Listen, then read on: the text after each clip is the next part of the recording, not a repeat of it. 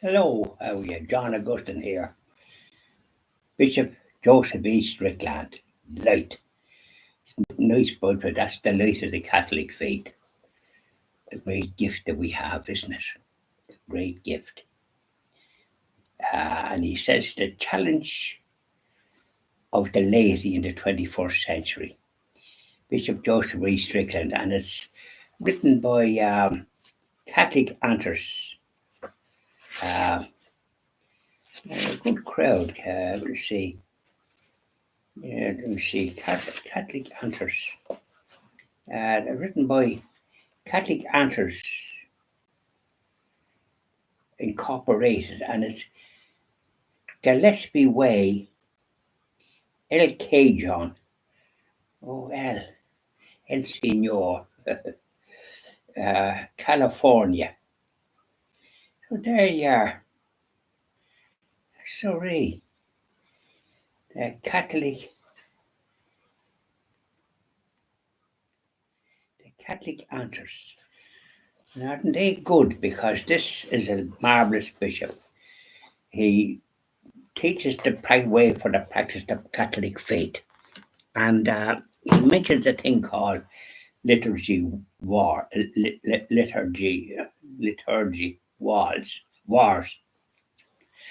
I was going to say walls.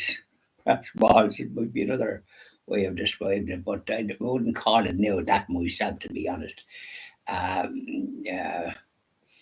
Bishop Strickland has come around to the great celebration of Holy Mass into traditional Latin Mass. The Mass said in Latin with the priest facing the tabernacle. And he mentions Pope Benedict as enriching that and making it more widely available, which was a good thing. But previous popes did the same. And the Vatican Council, the Second Vatican Council, didn't interfere with it either. They expected that to continue. But certain ones went against that and started changing everything, and with a terrible result that so many lapsed Catholics lose their immortal souls. But Bishop Joseph C. Strickland mentions about that people then might want me to do it this way or that way to better serve God. Well, that's the main purpose, I suppose. But the ultimate purpose is that Jesus Christ died on the cross to establish the faith and the one true faith, and which is the Catholic faith.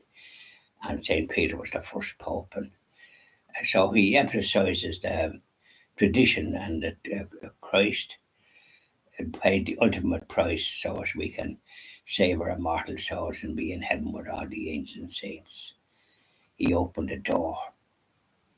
He opened the gates, the pearly gates, as they used to say sometimes. And so this is the great gift. And of course, I grew up with the Mass celebrated in Latin and churches packed, confessions packed, and of course, plenty of vocations to the priesthood. Usually, most parishes had at least one, the parish priest, and at least two cures, if not about four, depending on the size of the parish. And they'd give a sermon getting up in the pulpit because there was none of this business of microphones. Perhaps they were around. I wasn't born in the dark ages, if the fella says. Mind you, there was trouble when I came into the world. The Germans, another war. Never happy unless they're kind of causing trouble, isn't that right?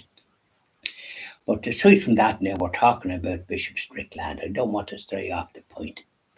That's the trouble, isn't it? So, a marvellous bishop. More of them is what we need. The way, the truth, and the life, and the holy sacraments. And he says Christ is sent. Well, that's quite true. With the holy, with the consecration and the blessed sacrament, the Holy Communion, the body, blood, soul, and divinity, and the tabernacles and all the tabernacles of the world, which of course should always be in the centre of the church, never anywhere else. You don't need a map to go and try and find where it is. And I see in some churches that you think would know better. not so much in this country. But I like the straightforward church, straight with the two aside and the shape of a cross. I don't like a roundy church or all that because you don't know where you are. You can't focus on anything, but you can when it's straightforward like the way it was with the seats that we have. I notice in some churches in other countries they don't seem to have the seats that we have. Although when I was in the United States and attended Mass, mind you, there was very good sermons there, I thought. In New York and New Jersey, I attended Mass. Good experience. I was in St. Patrick's Cathedral.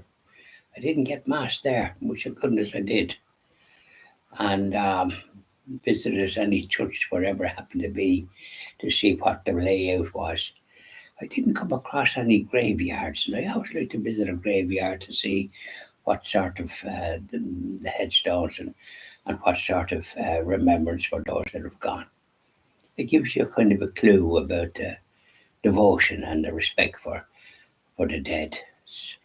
It's a holy and a wholesome thought to pray for the dead that they may be loosed from their sins. And I certainly pray for them with a few. Now, so that's Bishop Strickland.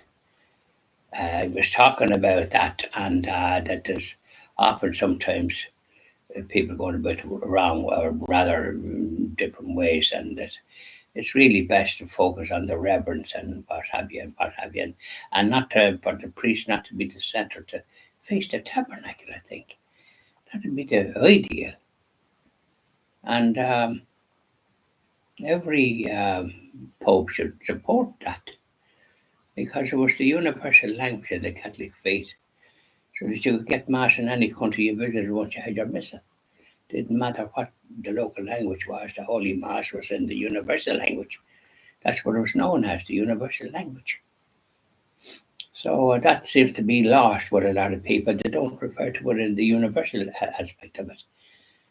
They talk about the reverence and all the rest of it, but I'm long in the tooth, and so I see from a different angle. So I'd like to share that with people.